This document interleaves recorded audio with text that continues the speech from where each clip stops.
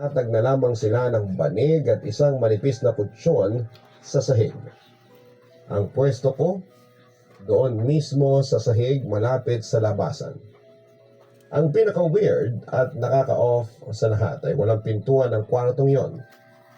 Kahit kortina man lang na magsisilbing harang para hindi mo makita ang dilim sa labas ng kwarto, wala talaga. Ate May, bakit wala namang kortina dito? Kitang-kita yung hagdanan, no? Parang may bigla na lang lilitaw. Biro ko. Pero sa totoo lang ay kinakabahan ako.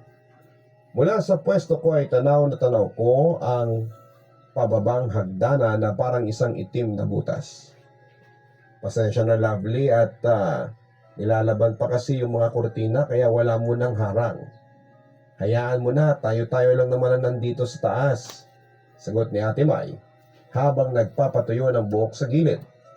Parang baliwala lang sa kanya, pero ako ay bawat anino na gumagalaw dahil sa tama ng ilaw ay sinusundan ko ng tingin.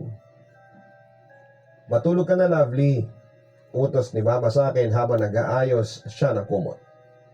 Diyan ka na malapit sa may hagdanan para hindi malaglag ang mga kapatid mo. Wala akong nagawa, humiga ako sa manipis na kutsyon. Ang pwesto ko ay direktang nakaharap sa bukana. Habang nakahiga ay ramdam na ramdam ko yung lamig na nanggagaling sa baba ng hagdanan.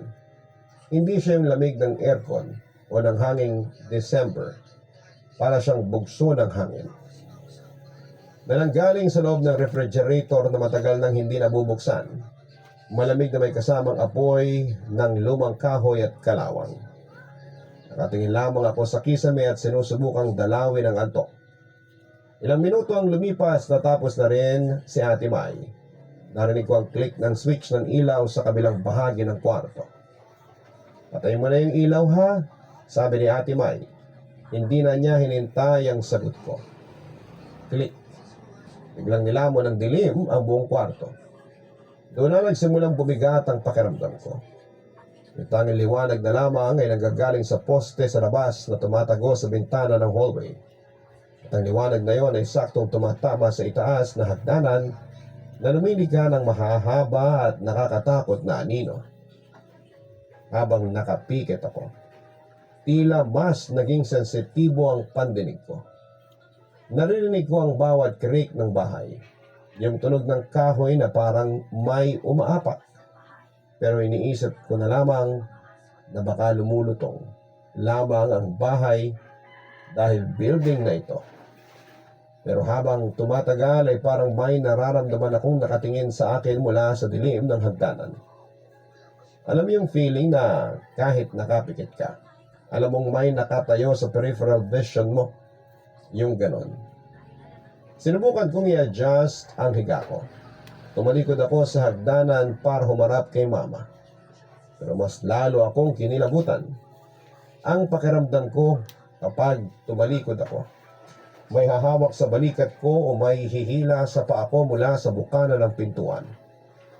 Para bang may presensya na dahan-dahan. Gusto kong hilahin yung kumot ko para takpan pati ang mukha ko. Pero parang naging semento ang mga braso ko. Ramdam ko yung lamig na lumalabas sa katawan nila. Hindi ito hangin. Kundi parang aura ng kamatayan na humihigop sa init ng buhay ko. Habang nakatingin ako, napansin ko ang isang bagay na mas lalong nagpatindig ng balahibo ko. Ang batang lalaki dahan-dahan tinaas ang kanyang maliit at sugatang kamay. Akala ko ay aabutin niya ako. Akala ko ay sasakalin niya ako. Pero hindi.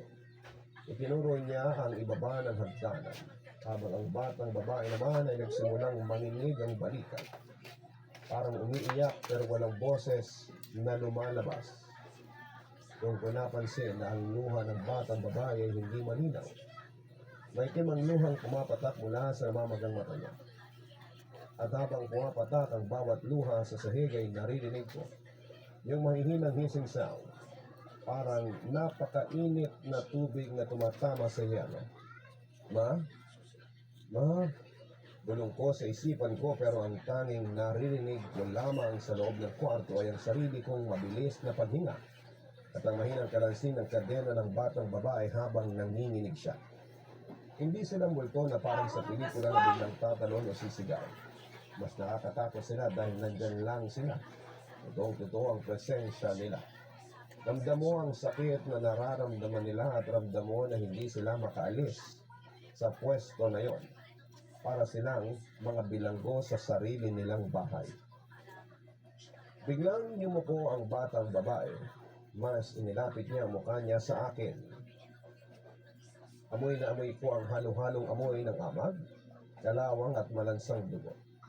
Sobrang lapit na niya na halos maramdaman ko na ang dulo ng buhok niya sa pisngi ko.